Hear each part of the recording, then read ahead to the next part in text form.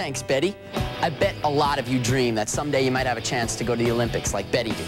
Now that dream is possible for even more kids. In the 1984 Olympics, 2 wheelchair races were included as demonstration sports. Now there are wheelchair divisions as part of all the world's major marathon races. They usually come in with the fastest times. In our first Z game today, Ali and Sion from Tulsa, Oklahoma, have figured out that racing isn't the only sport you can play in a wheelchair. Check out power soccer. We are the Speed Demons. We got to put us four-wheelers. And we're playing power soccer.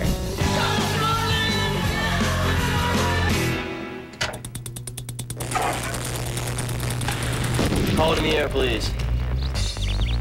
Tails. It is heads. Red will be kicking off that way.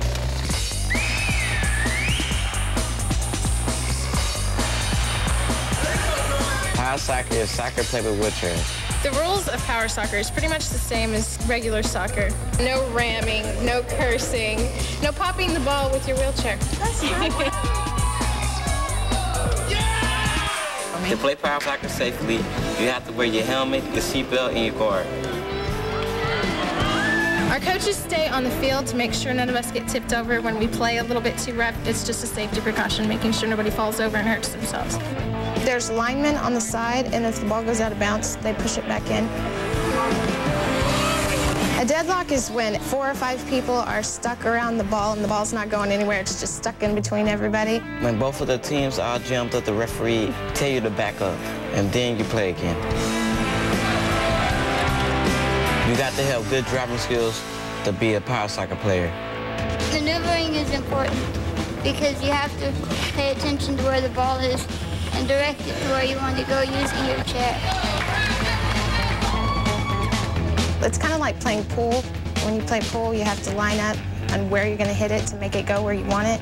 I score out the goals because I have a powerful wheelchair. I learned power soccer at Camp MDA, Muscular Dystrophy Association. That's what MDA stands for. It first started, it was a rainy day, so we couldn't go to the lake. This guy named Jay had this big ball, and he had this big idea to just start hitting it around with our chairs to see what would happen. Well, we started making rules, and then we started using helmets and seat belts, and we had people on the court to keep us from falling over. Me and Richie, the other captain, we have a competition every year. We're always like, my team's going to beat your team. It's become really competitive. When I'm not hanging out and playing power soccer, I'm in college, so I draw and sing and chat. I love to chat on the internet. It is so much fun. I have a web camera so people can see me, and I also have a microphone so I can talk to people back and forth on a voice chat. People ask me all the time, they're like, what do you have? I have muscular dystrophy. I have Duchenne muscular dystrophy. It's a disease that causes muscles to go weak. I think it eats your muscles. Power soccer is a hard game for other people. For me, it's nothing. We use our minds, find the opening, knowing where the ball's going, knowing where to get the score. What began as a rainy day and just kicking a ball around with your chair has turned into a competitive sport.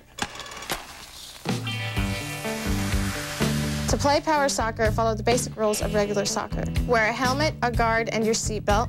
When the ball goes out of bounds, the linesmen roll the ball back into play. When there's a deadlock, the ref calls back up and the ball's put back into play. No ramming other players. Coaches are on the field for safety. And make sure to have fun. My name is Sion, and we're at Tulsa, Oklahoma. And I'm Allie, and we're playing power soccer.